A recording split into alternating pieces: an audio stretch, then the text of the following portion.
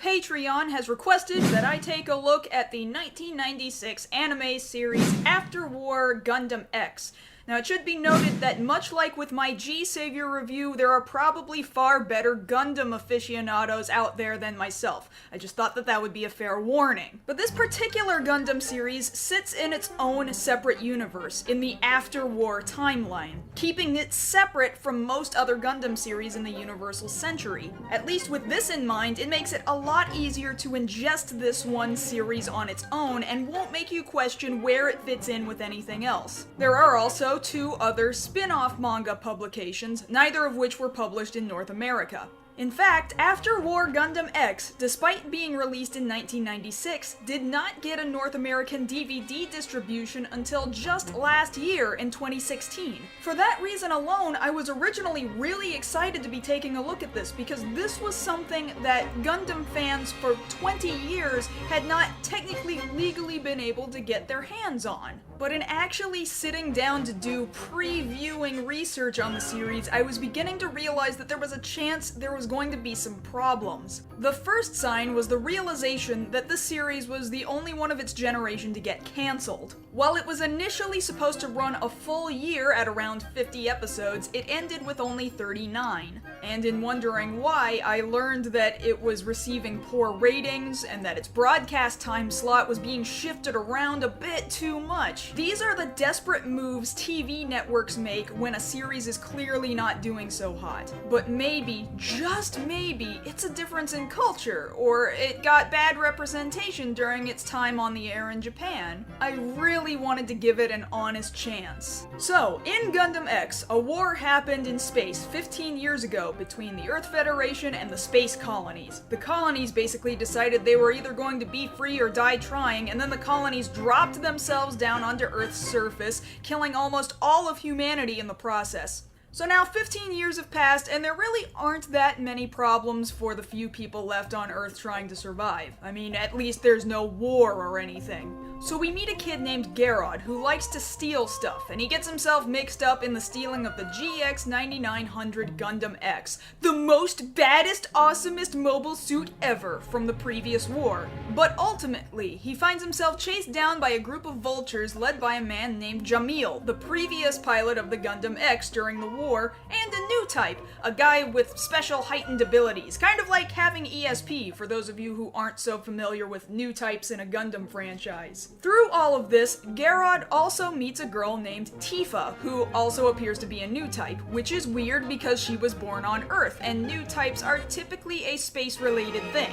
And all Garrod knows he wants to do for sure for a while is protect Tifa and keep her safe from having to do anything she does not want to do. And after that, it wasn't difficult to follow this plot or anything, but it took a really a long time for me to understand exactly what the point to all of this was. It took more than half the series for me to see and understand exactly what the Vulture crew of the Frieden was trying to accomplish. For the first several episodes, we're moving along episodically, going from place to place around the world, trying to find other people on Earth who are also new types, and trying to recruit them to team up together. But why are they doing that? One crew member even asks Jamil what he's going to do once he's gathered all the new types together, and he basically says, I don't know, I guess I'll see what they want to do next. Dude doesn't even have a plan. I'm pretty sure he just doesn't want them to get mistreated, but if he has no plan, then I don't really feel like I have a reason to want to keep watching. Eventually you run into other characters like Enil, who becomes obsessed with Garrod and the capturing of the Gundam X, or the two brothers Shagya and Olba, who travel from place to place following the crew of the Frieden, just seemingly to try to screw with them, but it takes almost the entire series before you understand why they're doing anything they're doing, and by that point, their actions throughout the course of the series that led them to the end really kinda don't make a whole lot of sense. It takes half the series before you find out that there's a whole new Earth Federation being set up under everybody's noses. And then it's even longer after that before you figure out there's still hidden space colonies out there, and that we're about to have a brand new war. And then you try to figure out where the characters living on the Frieden fit into all this, and you realize that they really have no motivation to help anybody. What would have been great would have been if there was some emphasis on the fact that mankind shouldn't have to suffer yet another war. And it kind of comes up, a little bit, in really bland, direct conversations with organization leaders. And that's what a lot of the series is, a lot of standing and talking. And you don't see space or even space fights in Gundam X until the last handful of episodes, which I understand was part of the frustration the original viewing audience was feeling in 1996. Too much of the series took place on Earth. And then by the time the series finally ends, it feels like the story isn't complete. It felt like a conflict was resolved, but only one in what should be several conflicts that end an entire war. And that might be because there were still at least 10 more episodes that should have been there, but weren't. And I don't want to say that I thought the series was entirely bad, or that the story was entirely terrible, or that I didn't understand all of the characters' motivations. The pacing of the series was just so slow and unmemorable. Believe me, if I outright hated this series, it would be so much easier for me to critique it and say, I can't take it! You all need to know how much this series sucks! But as I've said with other things I've reviewed, its largest problem is that it's just so damningly bland. And it isn't to say that there aren't good things about it. I actually really like a lot of the music. I like both opening themes.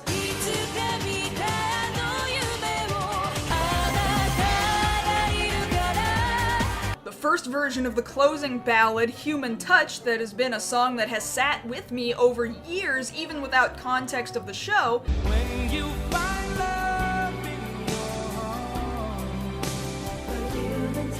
And the whole rest of the soundtrack is fully orchestrated.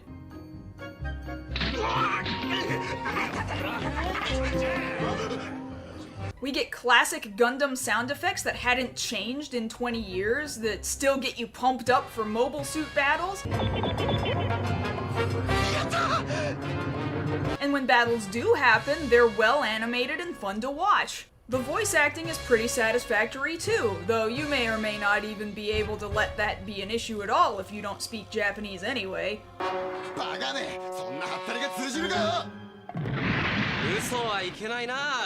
And there are at least the moments that weren't meant to be funny, but became funny to me specifically because they were unintentional. Like Jamil getting injured and having to rest in the sick bay, but apparently he's such a badass that they let him continue to wear his sunglasses even when he's knocked out. Or the fact that we learned Tifa can talk to dolphins, or that the leader of the dolphins is a freaking new type. The dolphin has special ESP new type powers. I was begging the series to keep the new type dolphin in as a regular member of the cast, but she's only there for a 2-episode arc and then we have to move on. But these moments to me were very few and far between. And I can't explain why, but I didn't find myself getting attached to any of the characters at all. Garrod luckily had the most personality and character motivation, considering he's the main character, but it wasn't enough to carry the entire show. Tifa barely speaks and shows minimal growth throughout the series other than to become closer to Garrod.